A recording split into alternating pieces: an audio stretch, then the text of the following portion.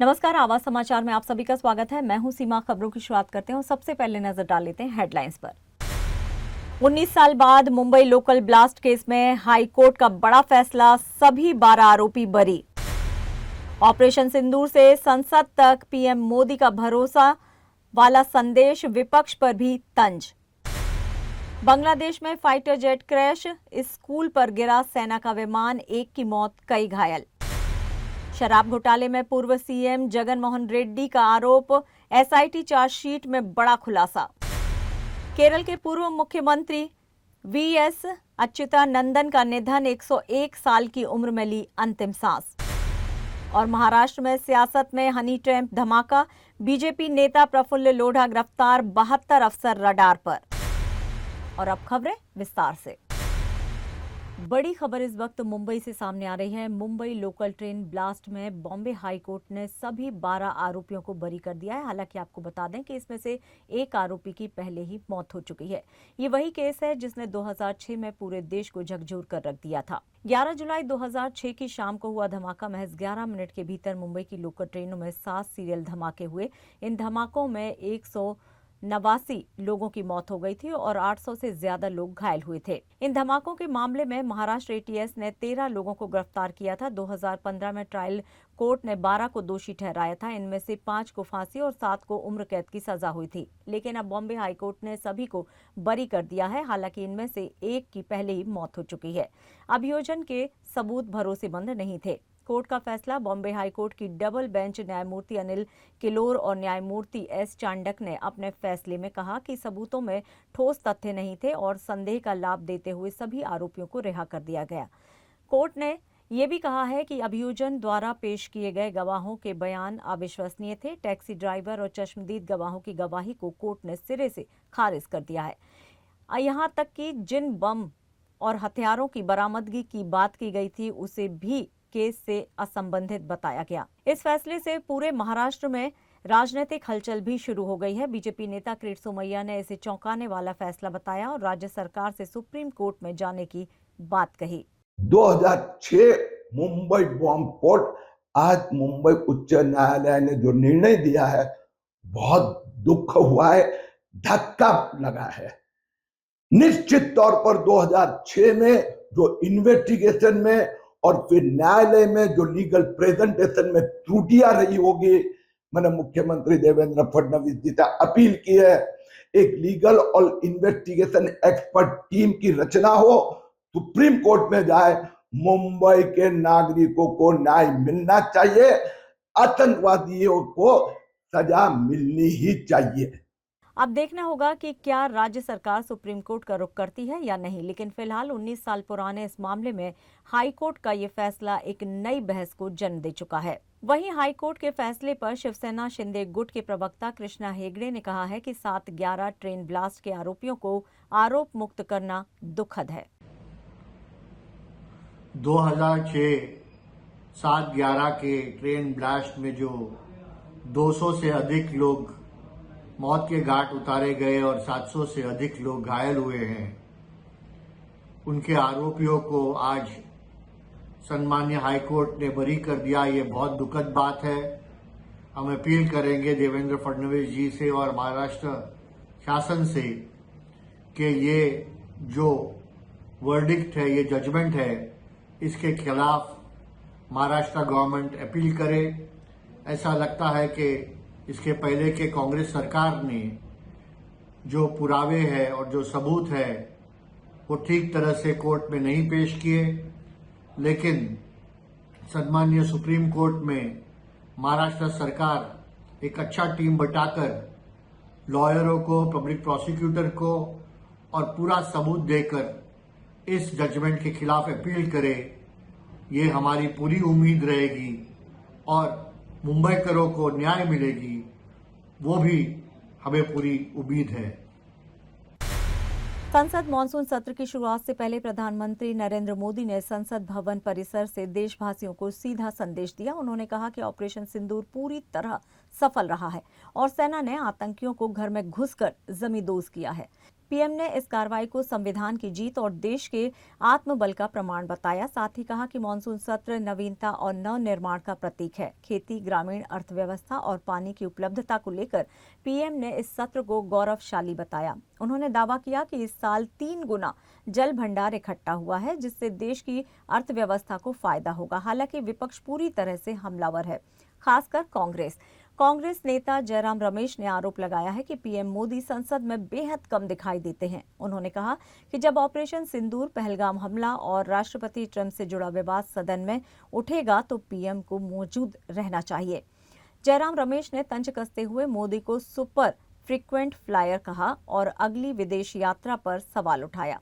कहा 48 घंटे बाद प्रधानमंत्री फिर किसी और देश में होंगे, मणिपुर के लोग फिर निराश होंगे। उधर बीजेपी ने इसे विपक्ष की हताशा बताया है। सरकार का कहना है कि सेना को पूरा सम्मान मिले और संसद सकारात्मक माहौल में चले। अब देखना यह है कि मानसून सत्र बहस की गर्मी से सराबोर रहेगा या फिर सरकार विपक्ष आमने सामने होंगे। सवाल बड़ा है, क्या ऑपरेशन सिंदूर से मिली जीत संसद की रणनीतिक समझ को भी बदल पाएगी? नमस्कार, आवाज इंडिया में आप सभी का स्वागत है। मैं हूं सीमा। इस वक्त की बड़ी खबर बांग्लादेश से है, जहां ढाका के उत्तरा इलाके में बांग्लादेश वायुसेना का एक F-7 fighter training aircraft crash हो गया है। 21 जुलाई सोमवार की दोपहर करीब 1:30 पर यह विमान उत्तरा 17 स्थित माइलस्टोन स्कूल कॉलेज परिसर पर जा गिरा। हादसे के वक्त स्कूल में बच्चे मौजूद थे और क्लास चल रही थी। टक्कर के तुरंत बाद विमान में भीषण आग लग गई, जिससे पूरे इलाके में अफरा तफरी मच गई। फायर ब्रिगेड की 8 गाड़ियां तुरंत मौके पर पहुंची और आग पर काबू पाने की कोशिश शुरू कर दी गई। सेना और अग्निशमन दल अधिकारियों ने इस हादसे में कम से कम एक व्यक्ति के मारे जाने की पुष्टि की है, जबकि 4 अन्य घायल होने की सूचना मिली है। हालांकि मृतकों और घायलों की संख्या अभी बढ़ सकती है। प्रत्यक्षदर्शियों के मुताबिक विमान स्कूल की छत से जा टकराया और कुछ ही सेकंड में उसमें आग लग गई। इस हादसे के बाद आसपास मौजूद लोग बच्चों को बचाने के लिए स्कूल की ओर दौड़ पड़े और कई घायल छात्रों को अस्पताल पहुंचाया गया। हजरत शाहजलाल इंटरनेशनल एयरपोर्ट के अधिकारियों ने इस घटना की पुष्टि की है और कहा है कि विमान एक प्रशिक्षण मिशन पर था। बांग्लादेश सेना ने जनसंपर्क विभाग ने बताया है कि क्रैश हुआ विमान F-7 फाइटर ट्रेनर जेट था, जो वायुसेना के बेड़े का हिस्सा था। विमान क्रैश के कारणों की जांच के आदेश दे दिए गए हैं और तकनीकी टीम जांच में जुट गई है। फिलहाल राहत और बचाव कार्य तेजी से चल रहा है। सेना और नागरिक सुरक्षा टीमें मौके पर मौजूद हैं। चश्मदीदों का कहना है कि अगर विमान कुछ मीटर इधर उधर गिरता तो बड़ा जनहानि हो सकती थी। स्कूल प्रशासन ने तत्काल सभी बच्चों को सुरक्षित स्थानों पर पहुंचाया। इस दुखद हादसे से बांग्लादेश में एक बार फिर से सैन्य विमान की सुरक्षा और तकनीकी जांच पर सवाल उठने लगे हैं। आंध्र प्रदेश से खबर है, जहां पर 3,500 करोड़ के शराब घोटाले में अब पूर्व मुख्यमंत्री जगन मोहन रेड्डी का नाम भी सामने आया है। एसआईटी ने शनिवार को इस घोटाले में अपनी 305 पन्नों की चार्जशीट को कोर्ट में दाखिल किया, जिसमें जगन को कथित रिश्वत लेने वालों में बताया गया है। हालांकि उन्हें सीधे आरोपी नहीं बनाया गया है, लेकिन चार्जशीट में कहा गया है कि रिश्वत की राशि मुख्यमंत्री तक सहयोगियों और शेल कंपनियों के जरिए पहुंचाई गई। ये पैसा नगद, सोने और विदेशी संपत्तियों के जरिए घुमाया गया। एसआईटी ने बताया कि 2019 से 2024 के बीच हर महीने 50 से 60 करोड़ की अवैध वसूली की गई है। ये रकम करीब 30 से ज्यादा फर्जी कंपनियों के माध्यम से दुबई और अफ्रीका में जमीन और आलीशान प्रॉपर्टी खरीदने में इस्तेमाल हुई है। चार्जशीट के मुताबिक वाईएसआरसीपी के तत्कालीन सलाहकार राज कासी रेड्डी को इस घोटाले का मुख्य साजिशकर्ता बताया गया है। शराब वितरण की नीति में बदलाव कर अधिकारियों से मोटा कमीशन लिया गया। एसआईटी ने 268 गवाहों से पूछताछ की है और अब तक 62 करोड़ रुपए की अवैध राशि जब्त की गई है। इस घोटाले में सांसद पीवी मुधुन रेड्डी को भी गिरफ्तार किया गया है। आरोप है कि चुनाव फंडिंग में भी घोटाले की रकम का इस्तेमाल किया गया। कोर्ट में अगले 20 दिन में एक और पूरक चार्जशीट दाखिल की जाएगी, जिससे इस घोटाले की परतें और खुलने की संभावना जताई जा रही है। केरल के पूर्व मुख्यमंत्री और वरिष्ठ मार्क्सवादी नेता बीएस अच्युतानंदन का 101 वर्ष की उम्र में निधन हो गया है। माकपा ने उनकी मृत्यु की जानकारी दी है। अच्युतानंदन लंबे समय से बीमार चल रहे थे, अस्पताल में भर्ती थे। उन्हें 23 जून को घर पर संदिग्ध हृदयघात के बाद अस्पताल में भर्ती कराया गया था। मुख्यमंत्री पिनाराई विजयन और माकपा नेता उनसे मिलने अस्पताल गए थे। अच्युतानंदन के निधन से केरल की राजनीति में शोक की लहर है। आपको बता दें कि अच्युतानंदन केरल की राजनीति में एक प्रभावशाली नेता थे। वो 7 बार विधायक रहे और अपने राजनीतिक जीवन में उन्होंने 10 चुनाव लड़े। 2006 से 2011 तक केरल के मुख्यमंत्री रहे। सामाजिक न्याय और मजदूरों के अधिकारों के लिए आजीवन अभियान चलाने वाले अच्युतानंदन माकपा के संस्थापक सदस्यों में से एक थे। उनके निधन से माकपा नेताओं और कार्यकर्ताओं में शोक की लहर है। माकपा नेताओं ने उन्हें श्रद्धांजलि दी और उनके योगदान को याद किया। महाराष्ट्र की राजनीति में भूचाल आ गया है। बीजेपी नेता प्रफुल्ल लोढ़ा को हनी ट्रैप और पोस्को एक्ट के तहत गिरफ्तार कर लिया गया है। मुंबई पुलिस ने उन्हें चकाला स्थित उनके लोढ़ा हाउस से गिरफ्तार किया है। जलगांव, जामनेर और पहूर में उनकी संपत्तियों पर छापेमारी की। पुलिस ने इस कार्रवाई के दौरान लैपटॉप, पेन ड्राइव समेत कई इलेक्ट्रॉनिक डिवाइस जब्त किए हैं। प्रफुल्ल लोढ़ा पर आरोप है कि उन्होंने नौकरी का लालच देकर 16 साल की एक नाबालिग और उसकी दोस्त के साथ गलत काम किया, उनकी अश्लील तस्वीरें खींची और फिर उन्हें धमकाया। साकीनाका पुलिस स्टेशन में पहले से ही उनके खिलाफ पॉस्को और वसूली का केस दर्ज है।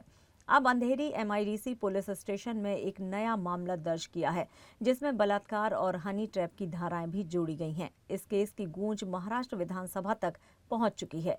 कांग्रेस नेता नाना पटोले ने सदन में एक पेन ड्राइव दिखाकर दावा किया है कि नासिक हनी ट्रैप केस में 72 बड़े अफसर और कुछ नेता फंसे हैं। पटोले का दावा है कि ये मामला सिर्फ नासिक तक सीमित नहीं है, बल्कि जलगांव और जामनेर तक फैल चुका है। प्रफुल्ल लोढ़ा का राजनीतिक सफर भी उतार चढ़ाव भरा रहा है। पहले वो वंचित बहुजन अघाड़ी से जुड़ने वाले थे, लेकिन बाद में बीजेपी में शामिल हो गए। एक दौर में वे मंत्री गिरीश महाजन के विरोधी थे, लेकिन बाद में उन्हीं के समर्थक बन गए। अब उन पर लगे आरोपों ने पूरी सियासत को हिला दिया है। सबसे बड़ा सवाल यही है कि क्या ये सिर्फ एक नेता का मामला है या फिर हनी ट्रैप के इस जाल में कई बड़े नाम भी फंसे हैं। क्या सचमुच 72 अफसर और कुछ रसूखदार चेहरे इस स्कैंडल का हिस्सा हैं? ये जांच का विषय है, लेकिन इतना तय है कि आने वाले दिनों में महाराष्ट्र की राजनीति और भी ज्यादा गर्माने वाली है। खबरों में यहाँ लेंगे एक छोटा सा ब्रेक। आप बने रहिए आवाज समाचार के साथ।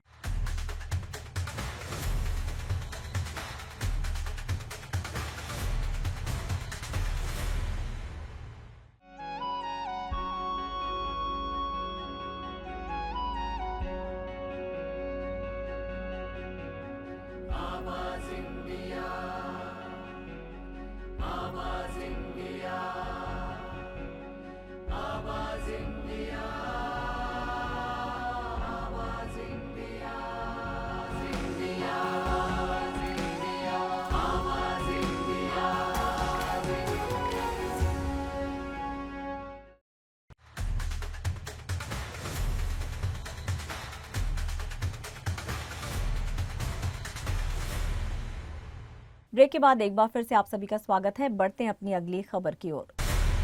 आज कांग्रेस अध्यक्ष मल्लिकार्जुन खड़गे का 83वां जन्मदिन है, जो पूरे सम्मान और आत्मीयता के साथ मनाया गया। खास बात यह रही कि प्रियंका गांधी ने उनके लिए खुद शुगर फ्री खजूर का केक तैयार किया।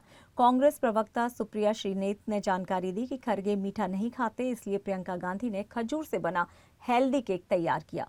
उन्होंने लिखा, अपने बड़ों का ध्यान रखना ही असली सम्मान और प्रेम है, यही हमारे संस्कार हैं।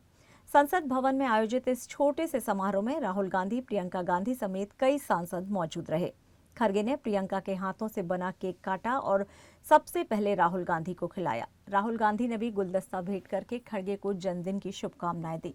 प्रियंका गांधी ने शॉल उड़ाकर पार्टी अध्यक्ष को सम्मानित किया। इस आत्मीयता क्षणों के बीच तालियों से गूंज और मुस्कान कांग्रेस खेमे में अलग ही ऊर्जा भरती दिखी।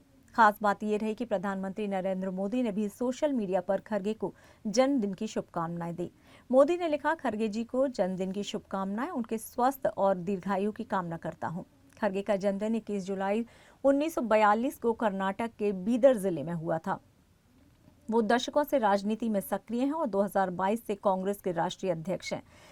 83 वर्ष की उम्र में भी उनकी सक्रियता और ऊर्जा कांग्रेस की राजनीतिक धुरी बनी हुई है। मुंबई में भारी बारिश के कारण जनजीवन अस्त व्यस्त हो गया है। कई इलाकों में पानी भरने से जाम लग गया है। खासकर निचले इलाकों में भयंकर जलभराव देखने को मिल रहा है। अंधेरी का रास्ता पानी भरने की वजह से पूरी तरह से बंद हो गया है। सड़कें तालाब बन चुकी हैं, लेकिन लोग उसी रास्ते से जाने को मजबूर हैं। आईएमडी ने तेज बारिश का अलर्ट जारी किया है और अगले 24 घंटे में मुंबई और कोंकण में भारी बारिश का कहर जारी रहने की संभावना जताई है। समुद्र की लहरें उफान पर हैं और मुंबई के आसपास मौजूद तटीय इलाकों में ज्वार के हालात बन गए हैं। समुद्र की लहरें 3.88 मीटर तक पहुंच गई हैं। आईएमडी ने एडवाइजरी जारी करते हुए मुंबई समेत आसपास के लोगों को समुद्र से दूर रहने की चेतावनी दी है। खराब मौसम और तेज हवाओं के कारण समुद्र की लहरें भी उफान पर हैं। वहीं इंडिगो और स्पाइस जेट जैसी एयरलाइंस ने भी एडवाइजरी जारी की है और यात्रियों से घर से जल्दी निकलने और फ्लाइट का स्टेटस चेक करने का अनुरोध किया है। मुंबई में खराब मौसम के कारण विमानों की उड़ान और लैंडिंग प्रभावित हो सकती है। यात्रियों को सलाह दी गई है कि वे अपनी फ्लाइट की जानकारी नियमित रूप से जांचते रहें। मुंबई वासियों को अभी बरसात से राहत मिलने के कोई आसार नहीं हैं। सावन का दूसरा सोमवार है और शिव भक्तों की आस्था आज पूरे शबाब पर है। देश भर के शिव मंदिरों में सुबह से ही लंबी कतारें लगी हुई हैं। हर तरफ हर हर महादेव और बम बम बोली के जय घोष गूंज रहे हैं। काशी विश्वनाथ से लेकर उज्जैन महाकाल तक भोलेनाथ के दरबार में हजारों की तादाद में भक्त उमड़ पड़े हैं। कोई जलाभिषेक कर रहा है तो कोई बेलपत्र, धतूरा और भस्म से शिव को प्रसन्न कर रहा है। गाजियाबाद के दुधेश्वर नाथ मंदिर में भी सुबह आरती हुई और श्रद्धालुओं ने जल चढ़ाया। वहीं अयोध्या के क्षीरेश्वर महादेव मंदिर में भक्तों ने भगवान शिव की पूजा अर्चना की। कांवड़िए भी इस पावन दिन पर गंगा जल लेकर अपने गंतव्य की ओर बढ़ रहे हैं। सावन के सोमवार को शिव को जल अर्पण करने का विशेष महत्व है और ये नज़ारे उसी श्रद्धा का प्रमाण है। भक्ति, विश्वास और शिव भक्ति के इस महीने में देश शिवमय हो गया है। समाजवादी पार्टी की सांसद प्रिया सरोज का एक वीडियो सोशल मीडिया पर वायरल हो रहा है, जिसमें वो पानी भरे खेत में धान की रोपाई करती हुई नजर आ रही हैं। उन्होंने खुद इस वीडियो को अपने सोशल मीडिया हैंडल पर पोस्ट किया है, जिसमें उन्होंने मेरा गांव कैप्शन लिखा है। वीडियो में उनके साथ कई महिलाएं भी धान रोपती दिखाई दे रही हैं। जानकारी के लिए बता दें कि प्रिया सरोज रविवार को अपने गांव करखियाब आई थी और खेत में धान की रोपाई देखकर वो खुद भी इसमें शामिल हो गईं। प्रिया सरोज ने गांव की महिलाओं और किसानों से संवाद भी किया और समाजवादी पार्टी की उपलब्धियों के बारे में बताया। उनके इस वीडियो पर यूजर्स खूब रिएक्ट कर रहे हैं। प्रिया सरोज केराकत विधायक तूफानी सरोज की पुत्री हैं और हाल ही में उनकी सगाई भारतीय क्रिकेटर रिंकू सिंह के साथ हुई है। ये आयोजन में सपा प्रमुख अखिलेश यादव और उनकी पत्नी डिम्पल समेत कई दिग्गज शामिल हुए थे।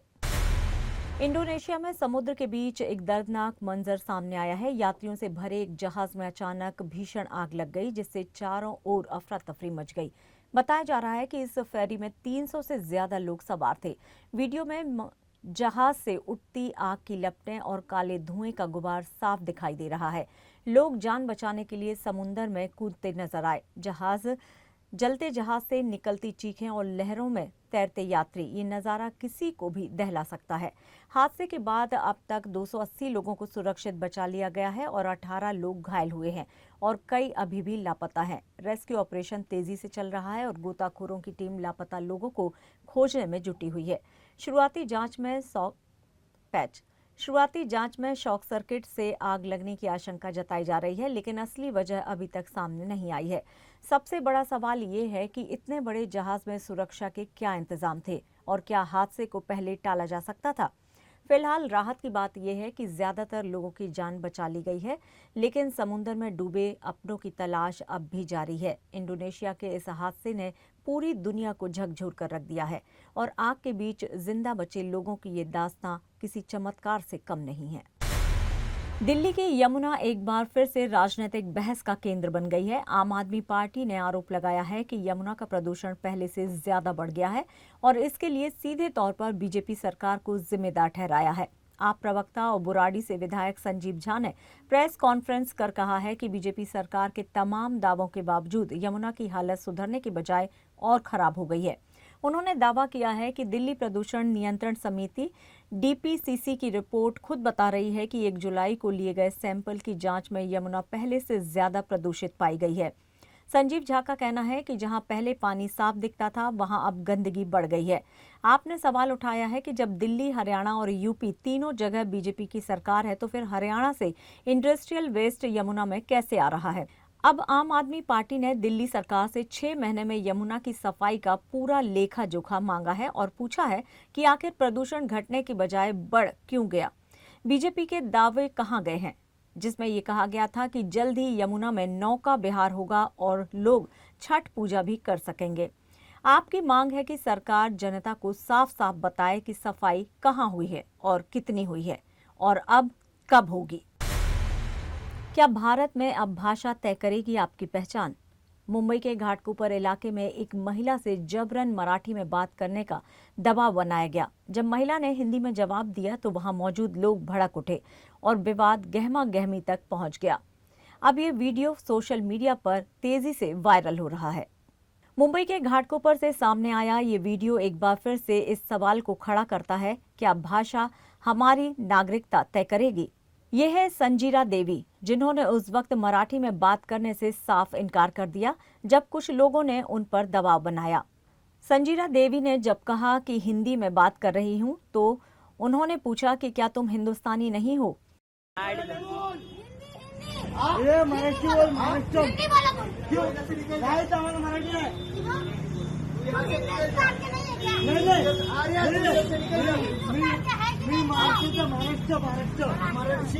बोलो कॉल चालू आहे ना मला महाराष्ट्र तुला धंदा करायला काय नाही जा तू युपीला बिहारला समजलं काय कसं करते काय गलती केली मी काय गलती केली?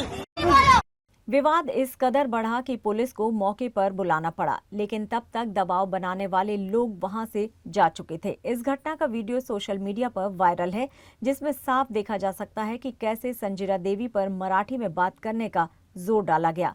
इससे पहले भी मुंबई की लोकल ट्रेनों में मीरा रोड जैसे इलाकों में भाषा को लेकर ऐसे ही मामले सामने आ चुके हैं। मीरा रोड में एक दुकानदार को सिर्फ इसलिए पीटा गया क्योंकि उसने मराठी में बात नहीं की थी। अब सवाल ये है कि क्या मुंबई जैसे महानगर में भाषा की दीवारें खड़ी की जा रही हैं और क्या हिंदुस्तान में हिंदी बोलना गुनाह बनता जा रहा है? जरूरत है आपसी सम्मान और समझदारी की, ताकि भाषा संवाद का जरिया बने, विवाद नहीं। मुंबई से अंजनी कुमार मिश्रा के साथ सीमा सिंह, आवाज इंडिया। दिल्ली में सोमवार को सोने की कीमतों में बढ़ोतरी दर्ज की गई है। 99.9% शुद्धता वाला सोना 250 रुपये बढ़कर 99,020 रुपये प्रति 10 ग्राम हो गया है। शुक्रवार को यह 98,770 रुपये प्रति 10 ग्राम पर बंद हुआ था। 99.5% शुद्धता वाला सोना भी 250 रुपये बढ़कर 98,550 रुपये प्रति 10 ग्राम पर पहुंच गया है। वैश्विक बाजार में भी सोने की कीमतों में तेजी आई है। हाजिर सोना $15.16 बढ़कर $3,365,056 प्रति औंस हो गया है। चांदी की कीमतों में भी सोमवार को बढ़ोतरी देखी गई। चांदी 500 रुपये चढ़कर 1,11,000 रुपये प्रति किलो पर हो गई है। शुक्रवार को चांदी का भाव 1,10,500 रुपये प्रति किलो पर बंद हुआ था। और खबरों में यहाँ लेंगे एक छोटा सा ब्रेक, आप बने रहिए हमारे साथ।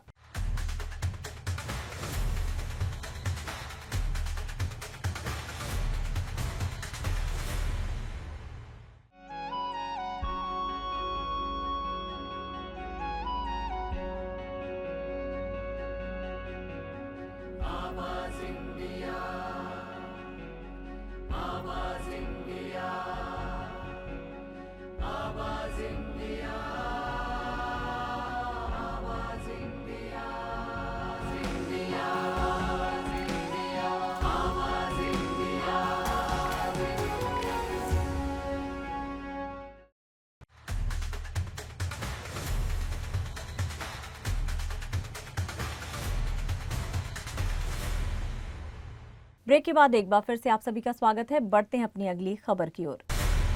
टीम इंडिया के सामने मैनचेस्टर टेस्ट में जीत के साथ सीरीज में वापसी करने की चुनौती है। इसे और भी ज्यादा मुश्किल बना दिया है कुछ खिलाड़ियों की चोट ने। तेज गेंदबाज डिपार्टमेंट चोट से जूझ रहा है, जबकि ऑलराउंडर नीतीश कुमार रेड्डी तो सीरीज से ही बाहर हो गए हैं। लेकिन इन सब के बीच एक राहत की खबर मिली है। टीम इंडिया के स्टार विकेटकीपर ऋषभ पंत ने मैनचेस्टर टेस्ट से पहले विकेटकीपिंग की प्रैक्टिस की। पंत को लॉर्ड्स टेस्ट में चोट लग गई थी, जिसके बाद उनके मैनचेस्टर टेस्ट में खेलने पर संदेह था। हालांकि 8 दिन के ब्रेक के बाद पंत अब पूरी तरह से फिट नजर आ रहे हैं। पंत ने ओल्ड ट्रैफर्ड के मैदान पर विकेट कीपिंग की प्रैक्टिस की, जिससे उनके मैनचेस्टर टेस्ट में खेलना अब तय माना जा रहा है। पंत के मैनचेस्टर टेस्ट में खेलने से टीम इंडिया को फायदा होगा। इससे कप्तान शुभमन गिल और कोच गौतम गंभीर को प्लेइंग 11 में जरूरी बदलाव करने का मौका मिलेगा। पंत विकेटकीपर पर बल्लेबाज के रूप में टीम में महत्वपूर्ण भूमिका निभा सकते हैं। हालांकि आखिरी फैसला मैच वाले दिन ही होगा। पंत की फिटनेस को लेकर अभी भी थोड़ी सतर्कता बरती जा रही है। मैनचेस्टर टेस्ट में 23 जुलाई से शुरू हो रहे हैं और सभी की नजरें पंत की फिटनेस पर टिकी हुई हैं। फिल्म उदयपुर फाइल्स पर सुप्रीम कोर्ट की रोक फिलहाल जारी रहेगी। सोमवार को ही सुनवाई में अदालत ने स्पष्ट किया है कि जब तक सूचना और प्रसारण मंत्रालय के निर्देशों का पालन नहीं होता, फिल्म को रिलीज की इजाजत नहीं मिलेगी। जस्टिस सूर्यकांत और जस्टिस जॉय माल्या बागची की बेंच ने कहा है कि फिलहाल 24 जुलाई तक फिल्म की रिलीज पर रोक जारी रहेगी।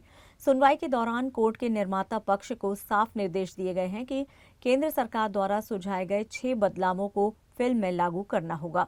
इन बदलावों में सबसे अहम है नूतन शर्मा नाम को पूरी तरह से फिल्म से हटाना होगा। संवादों से लेकर स्क्रीन विजुअल्स और प्रमोशनल मटेरियल तक इस नाम को किसी अन्य नाम से बदला जाएगा। इसके अलावा फिल्म के डिस्क्लेमर को बदलने और उसमें वॉइस ओवर जोड़ने का भी सुझाव है। क्रेडिट से कुछ व्यक्तियों को दिए गए धन्यवाद संदेश हटाए जाएंगे। एआई से बने एक दृश्य को सऊदी शैली की पगड़ी को लेकर भी आपत्ति जताई गई है, जिसे अब बदला जाएगा। साथ ही बलूची कभी वफादार नहीं होता और मैंने तो वही कहा है जो उनके धर्म ग्रंथों में लिखा है जैसे संवादों को फिल्म से हटाने का निर्देश है। सरकार की ओर से सॉलिसिटर जनरल तुषार मेहता ने बताया कि मंत्रालय की कमेटी ने समीक्षा के बाद ये 6 बदलाव सुझाए हैं। सुप्रीम कोर्ट ने केंद्र से आदेश की कॉपी याचिकाकर्ताओं को सौंपने को कहा है। अब इस मामले की अगली सुनवाई गुरुवार 24 जुलाई को होगी और तब तक फिल्म पर रोक जारी रहेगी। निर्माताओं का दावा है कि रिलीज में देरी से उन्हें भारी नुकसान हो रहा है और पायरेसी का खतरा भी बढ़ रहा है। लेकिन कोर्ट ने साफ कह दिया है कि जिम्मेदार और संतुलित प्रस्तुति के बिना फिल्म को स्क्रीन तक नहीं पहुंचने दिया जाएगा। बॉलीवुड एक्ट्रेस कृति सेनन इन दिनों समुंदर किनारे छुट्टियां मना रही हैं और उनके साथ एक नाम फिर से सुर्खियों में आ गया है, करोड़पति बिजनेसमैन कबीर बाहिया का। कृति ने हाल ही में इंस्टाग्राम पर याट की खूबसूरत तस्वीरें पोस्ट की, खुले आसमान, नीले समुंदर और ग्लैमरस लुक के साथ। लेकिन फैंस की नजरें इस बात पर टिक गईं कि कबीर बाहिया ने भी उसी लोकेशन से याट की तस्वीरें पोस्ट की हैं। बस फिर क्या था, सोशल मीडिया पर चर्चा शुरू हो गई। ये दोनों साथ में छुट्टियां बिता रहे हैं। 25 वर्षीय Kabir London based aviation entrepreneur हैं और उनके परिवार की कुल संपत्ति करीब 4000 करोड़ है। कबीर के पिता साउथहॉल ट्रेवल के मालिक हैं, यूके की बड़ी ट्रेवल कंपनियों में से एक है। कबीर के इंस्टा फॉलोअर्स हो या फिर लग्जरी लाइफस्टाइल, हर चीज चर्चा में है। पिछले साल भी कृति ने कबीर को जन्मदिन की बधाई देते हुए इंस्टा पर स्पेशल मैसेज लिखा था, उनकी मासूम मुस्कान बनी रहे। इस पोस्ट में दोनों की तस्वीरें और दुबई ट्रिप की झलक भी दिखी है। कबीर ने भी डार्लिंग शब्द के साथ पोस्ट शेयर की थी, जिससे कनेक्शन की बात और पक्की मानी गई है।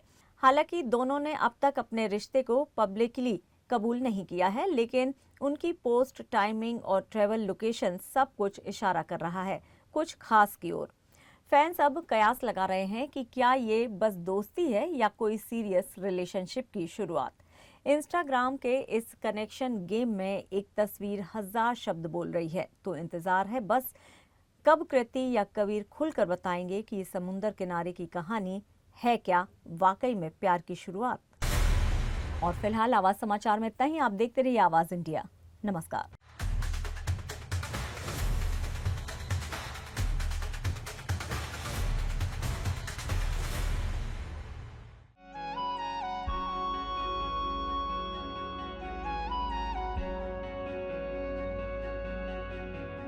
आवाज इंडिया।